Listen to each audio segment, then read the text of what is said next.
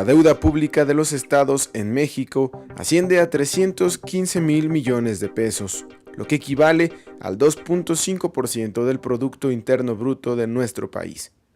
Por desgracia, hemos llegado a satanizar esta palabra. Pero no deberíamos de estar pensando en que la deuda es mala, no. El gobierno federal, los gobiernos de los estados, los municipios, las familias, las empresas utilizan el financiamiento en todo el mundo. Bien estructurado, bien utilizado, bien elaborado, esto no tendría por qué ser ningún riesgo ni ninguna preocupación.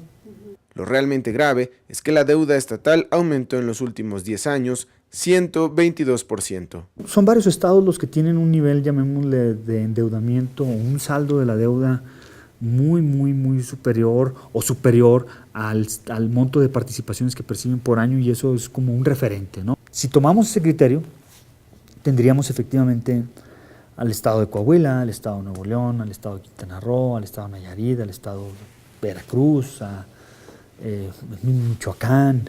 Según datos entregados por la organización México Evalúa, un habitante de Coahuila debe 11,948 pesos por vivir en ese estado, y uno en el Distrito Federal debe 6,191 pesos.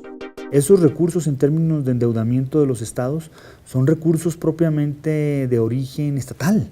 Y entonces, siendo nosotros muy respetuosos de esa libertad y soberanía de esos recursos, de ese origen de esos recursos, nosotros no tenemos ningún ámbito de competencia en términos de fiscalizar. Ellos son los que definen qué tanto se endeudan. O sea, nosotros no tenemos ninguna atribución formal de decir, oye, no te endeudes en tales dimensiones. Ellos son los que toman las decisiones, son los mismos congresos los que avalan esas decisiones o rechazan. Algunas leyes de deuda de los estados catalogan, por ejemplo, a la deuda de corto plazo, y digo entre comillas, como no deuda. Y entonces, como no es deuda, pues no requiere autorizaciones del Congreso ni nada por el estilo. Pero hay algunos estados en donde la ley de deuda de los estados sí le da, llamémosle, sí establece restricciones o algunos criterios respecto a la deuda de corto plazo, que requiere que vaya al Congreso.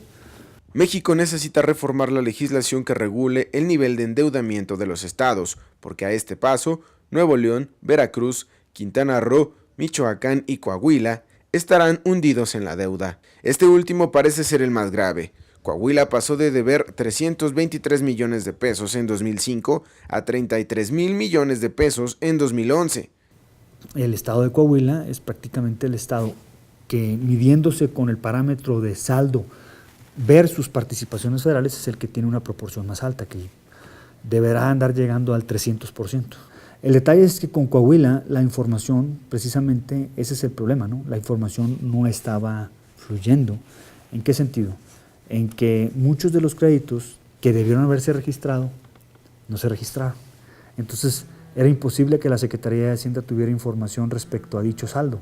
Entonces la Secretaría no detecta sino hasta que hace un cruce con las instituciones financieras, y ahí fue cuando lo vimos. Después surge el detalle de todos estos registros que no se habían hecho, y fue cuando ya pudimos consolidar el dato de que en realidad el saldo de Coahuila era mucho mayor a lo que originalmente teníamos. La denuncia del gobierno de la Secretaría de Hacienda a través de la Procuraduría Fiscal ante la PGR tiene que ver con registros apócrifos, registros que no se registraron, valga la redundancia. Caso que ha desatado acusaciones penales contra 6 funcionarios públicos de la administración de Humberto Moreira. El gobierno de la gente. La desgracia parecería ser, en muchas de estas situaciones críticas, es precisamente eso, la falta de transparencia y rendición de cuentas, ¿no? Yo sí soy un fiel creyente que cuando hay esos contrapesos en términos de tener más transparencia, ayuda a tomar decisiones mucho más correctas, porque una vez que un funcionario público se ve exhibido con un reflector, pues actúas de una forma diferente, como debería de ser un funcionario público, cuidando lo que debe de cuidar y tomando decisiones en función de lo que establecen las leyes. Si un funcionario público toma decisiones con un reflector que está fundido, pues definitivamente esa oscuridad pudiese prestarse, desgraciadamente, a tomar decisiones, pues tal vez no las más correctas, ¿no?